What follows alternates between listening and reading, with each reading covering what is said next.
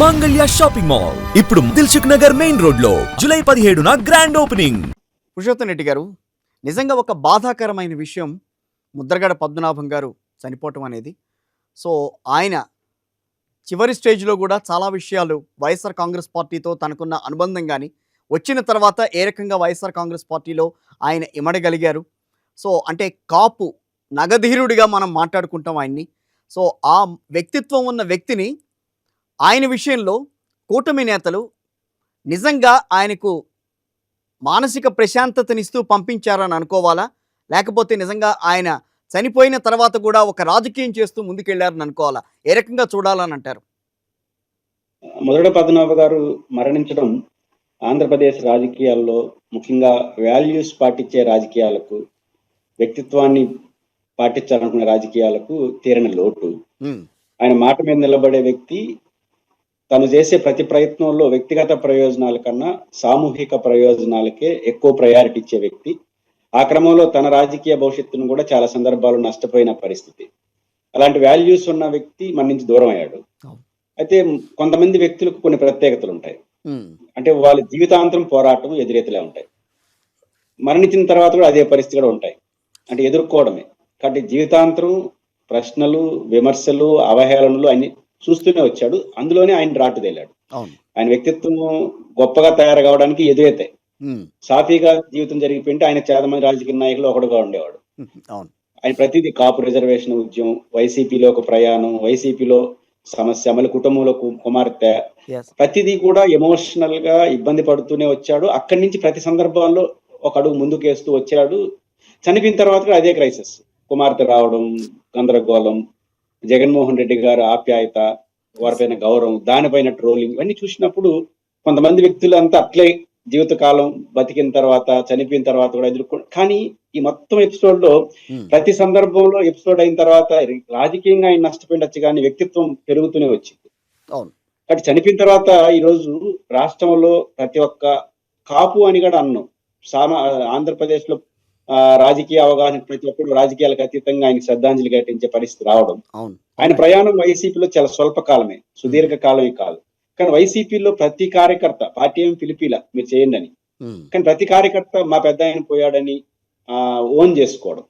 జగన్ గారి దగ్గర నుంచి సాధారణ కార్యకర్త చూసినప్పుడు ఖచ్చితంగా ఇవన్నీ ఆయనకి అనుభవాలే. కాబట్టి చనిపోయిన తర్వాత కూడా ఆయన ఇట్లాంటి రూమర్స్, ప్రచారాలు ఎదుర్కొంటున్నారు. ఖచ్చితంగా దీంట్లో కూడా ఆయన మరింత ఇముడింపజేసే పద్ధతిలోనే ఆయన జీవితం ముగింపు కూడా జరిగిందని నేను అనుకుంటున్నాను. అంటే ఇక్కడ నిన్న జరిగిన సంఘటనలు, అంటే ఆయన చనిపోయిన తర్వాత ఆయన కూతురిని రావద్దని ముందే చెప్పాడు ఆయన. సో ఆయన కూతురు వస్తే వైఎస్ఆర్ కాంగ్రెస్ పార్టీ వాళ్ళే ఆ అమ్మాయిని అడ్డుకున్నారు, ఆ కుమార్తెను రానీలేదు అని చెప్పి పచ్చ మీడియా అంతా కూడా మాట్లాడుతున్నారు ఈ రోజున. దానికి ఆ వ్యవహారానికి సంబంధించి మాజీ మంత్రి అంబటి రాంబాబు గారి మీద కూడా కేసు నమోదు చేశారు ఈ రోజున. సో ఇలాంటి పరిణామాలని కూడా రాజకీయం కోసం వాడుకోవటం అనేది ప్రస్తుతం ఉన్న సమాజంలో నిజంగా ఎంతవరకు సమంజసం అని అంటారు? తండ్రి కూతురు మరణం, పుట్టుక, వీటి విషయాల్లో రాజకీయ పార్టీలు ఏం జోక్యం చేసుకోవు. ముద్రగడ పద్మనాభం గారు ఎంత వైసీపీ నాయకుడైనా కూడా వారి మరణం, వారి దహన క్రియలు అనేది వాళ్ళ కుటుంబ సభ్యుల ఇష్టాలపైనే ఉంటాయి. ఇందులో పార్టీ జోక్యం ఉండదు. ఉంటే ఫస్టే పార్టీ ప్రోటోకాల్ చెప్పుంటుంది, తెల్లారితే ఏం చేయాలి, మధ్యాహ్నం ఏం చేయాలి. అవేం వైసీపీ ఎక్కడ జోక్యం చేసుకోలేదు.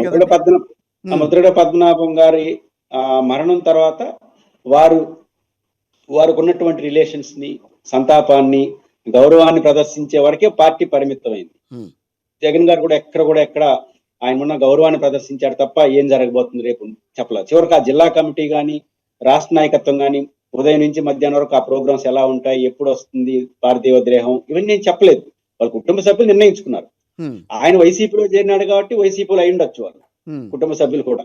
కాబట్టి వాళ్ళ కుటుంబ సభ్యులు చనిపోయిన తర్వాత ఇట్లాంటి సెంటిమెంట్ విషయాలు కుటుంబం వేరు, రాజకీయ పార్టీ వేరు. టెక్నికల్ గా ముద్రగడ గారు వైసీపీ కాబట్టి వాళ్ళందరూ వైసీపీ అయి ఉండొచ్చు.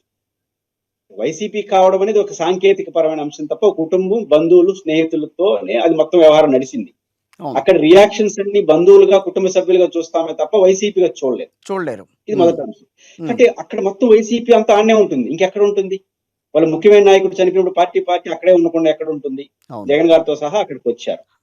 కుమార్తెకి సంబంధించినంత వరకు పూర్తిగా సెంటిమెంట్. ఎస్. కుమార్తె రావడం, రాకపోవడం, లేదా వాళ్ళ తండ్రి వారి పట్ల ఎలా ఉంటారు అనేది పూర్తిగా వాళ్ళ అంతర్గత రక్త సంబంధ విషయం. అవును. No doubt. ఒకటి కుమార్తె ఒక 2 కామెంట్లు చూడాలి ఇప్పుడు. ఆమె సరే రాజకీయంగా విభేదించినప్పుడు చేసిన మాటలు పక్కన పెడదాం. హైదరాబాద్ హాస్పిటల్ ఉన్నప్పుడు వారు వెళ్ళినట్లేరు. తీవ్రమైన క్రైసిస్ లో చావు బతుకుల మధ్య ఉన్నప్పుడు ఆయన వెళ్ళలేదు, ఆమె వెళ్ళలేదు. కానీ ఒక ప్రచారం ఆమె కూడా సోషల్ మీడియాలో ఎక్కడ వచ్చింది, జగన్ గారు రాజకీయంగా ఉపయోగించుకున్నారు కానీ రాలేదు కదా అన్నట్టు కూడా ఒక ప్రచారం జరిగింది. ఆమె నుంచి కామెంట్ వచ్చినట్టు. అది కరెక్ట్ ఆర్ రాంగ్ సోషల్ మీడియాలో వచ్చింది. అది అసంబద్ధం కదా, వారికి సంబంధం లేని విషయం. మీరు వెళ్ళాలి, జగన్ గారు వెళ్తారా వెళ్ళరా అనేది పార్టీ అంతర్గత విషయం. పైపించి నాకున్న సమాచారం ప్రకారం జగన్ గారు వస్తే ఒక రష్, ఆడొక వాతావరణం, అప్పటికే ఆయన పరిస్థితి క్రిటికల్ గా ఉంది కాబట్టి వాళ్ళ కుమారుడు వాళ్ళ కుటుంబ సభ్యులే పరామర్శించి నేను వస్తున్నానంటే వద్దని చెప్పినట్టు. సహజంగా ఇది ఈ జాగ్రత్తలు ఎవరైనా తీసుకుంటారు. మొత్తం హాస్పిటల్ సంబంధించి అన్ని బాధ్యతలు జగన్మోహన్ రెడ్డి గారే వారి సిబ్బంది చూశారు. కాబట్టి ఇట్లాంటి రిలేషన్ చోట ఆ కామెంట్ ఆమె నుంచి వచ్చినప్పుడు ఆయన అభిమానులు హర్ట్ అవుతారు. పైపించు ఆయన కుమార్తె బయటికి వెళ్ళినప్పుడు తీవ్రమైన వ్యాఖ్యలు చేశారు ఆయన పైన, వ్యక్తిగతంగా కావచ్చు, రకరకాల పేరుతో. ఆ మనసులో బాధ ముద్రగడ గారికి ఉండొచ్చు, నా కుమార్తె ఎట్లా మాట్లాడొచ్చు. తండ్రి కూతుళ్ళు, భార్య, పిల్లల మధ్య సంబంధాలు పూర్తిగా వాళ్ళ వ్యక్తిగతం. కొన్ని సందర్భాల్లో నా మగం నువ్వు చూడొద్దు అంటారు, లేదా నా చనిపోయిన తర్వాత నా శవానికి తాకద్దు అని ఒక తల్లిలో తండ్రి అంటే అది ప్యూర్లీ వాళ్ళ వ్యవహారం. ఆ వ్యవహారాన్ని గౌరవించడం తప్ప మనం చేయగలిగింది లేదు. అంతే. ఆయన బతుకుంటే సార్ ఏదో అయ్యింది, ఇది కూతురు కదా ఎంత కాదన్నా మా మొండితనం ఏంటి, ఒక ఆరోగ్యంలో హాస్పిటల్లో ఉన్నాడు అనుకోండి, ఆ అమ్మాయి వస్తే రావద్దు అన్నాడు అనుకోండి, మీరు నేను చెప్పొచ్చు వయసులో చిన్నవాళ్ళని, సార్ జరిగింది కొన్న కూతురు కాదని. చనిపోయిన తర్వాత మనం ఏం చెప్తాం ఆయనకి, కుటుంబ సభ్యులకి ఏం చెప్తాము? ఆ అమ్మాయి రావద్దని మాత్రం మనం ఏం చెప్తాం? రావద్దని ఆమెకే చెప్పలేము, వద్దని వాళ్ళకి చెప్పాలి. ప్యూర్లీ ఆ అమ్మాయి రావడం ఎమోషనల్, వాళ్ళు రియాక్ట్ కావడం ఎమోషనల్. అది ఎమోషనల్ టు ఫ్యామిలీ తప్ప ఇక్కడ వైసీపీకి సంబంధించిన అంశం కాదు. వైసీపీ అక్కడ జోకి కాకపోతే వైసీపీలో ఉంటారంటే ఉంటారు, ఆయన వైసీపీ నాయకుడు. ఇంకొంచెంసేపులో జగన్ గారు వస్తారు, కాబట్టి రాకుండా ఉంటారు. కాబట్టి ప్యూర్లీ కుటుంబం మధ్య జరిగింది. దాన్ని ఇద్దరిని గౌరవించడమే, ఆమె రావడాన్ని గౌరవించడమే, వాళ్ళు వద్దన్నాన్ని గౌరవించడం తప్ప మూడో వ్యక్తులుగా మనం చేయగలిగింది ఏమీ లేదు. బాధపడడం, కుటుంబంలో ఇట్లాంటి పరిస్థితి రావడానికి బాధపడడం తప్ప మనం జోక్యం చేసుకునే విషయం కాదు. కాబట్టి ఎవరైనా జోక్యం చేసుకుంటే, ఇప్పుడు జగన్ గారు ఆడ పార్టీ వాళ్ళు తల్లి విడదీశారు, ఎవరు విడదీశారు? టెక్నికల్ గా మాట్లాడితే మీ పార్టీలో చెప్తే మీరు విడదీసినారు. ఆయన జగన్మోహన్ రెడ్డి పార్టీలో ఉండుంటే విడదీసింటే అది అభ్యంతరం అవుతుంది. ఇప్పుడేమి ముద్రగడ పద్మనాభ గారు కుమార్తెగా బయటపోయి ఆమె ఏమన్నా ఇప్పుడు ఎమ్మెల్సీలు అయిపోయిందా? బస్ ఇక్కడ ఉంటే ఇంకా గౌరవం వచ్చిండేదేమో ఆయన వారసురాలుగా.